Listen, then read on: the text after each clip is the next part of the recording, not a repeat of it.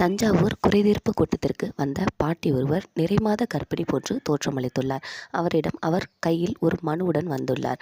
அது என்ன மனுன்னா, ஓஏபி காசு வந்துட்டு எனக்கு ரூபாய் 1000 வழங்கணுன்ற ஒரு மனுவுடன் வந்திருக்கிறார்.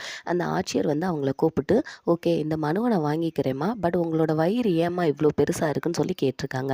அதுக்கு அந்த பாட்டி சொல்கிறதுக்கு ரொம்ப ரொம்ப கூச்சப்பட்டு தயங்கி இருக்காரு. அவங்க திரும்ப திரும்ப விசாரிச்சுட்டே இருந்திருக்காங்க. நீங்கள் எனக்கு அந்த அமௌண்ட் மட்டும் வாங்கி கொடுங்கம்மான்னு சொல்லிட்டு ஆட்சியர்கிட்ட அந்த பாட்டி சொல்லியிருக்காங்க.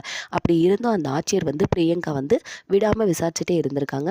என்னம்மா உங்களுக்கு பிரச்சனை, ஏம்மா வயிறு இவ்வளோ பெருசாக இருக்குன்னு கேட்டிருக்காங்க. அப்போ தான் திடுக்குன்னு ஒரு தகவல் வெளியாயிருக்கு. அப்போ தான் அந்த பாட்டி சொல்லியிருக்காங்க, என்னோடய வயிற்றில் 15 கிலோ கட்டி இருக்குமா, என்னோடய சொந்த பந்தம் எல்லாமே இப்படி என்னையை கைவிட்டுட்டாங்க. நான் இப்போ நடந்து கூட என்னால் வர முடியலை, எந்த வேலையும் என்னால் செய்ய முடியலை. இப்போ இந்த ஓஏபி காசுக்காக இந்த கூட்டத்துக்கு வர்றதுக்கு கூட என்னை டாடா ஏசியில் தான் ஏற்றிட்டு வந்தாங்கன்னு சொல்லியிருக்காங்க.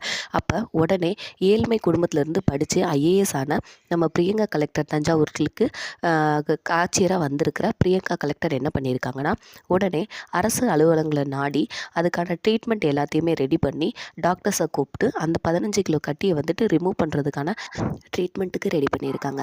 அப்போ அதுக்கப்புறம் தான் ரொம்ப பெரிய அதிர்ச்சி சம்பவம் காத்திருக்கு. அவங்க வயிற்றில் இருந்தது 15 கிலோ கட்டி இல்லை, 30 கிலோ கட்டி இருந்திருக்கு.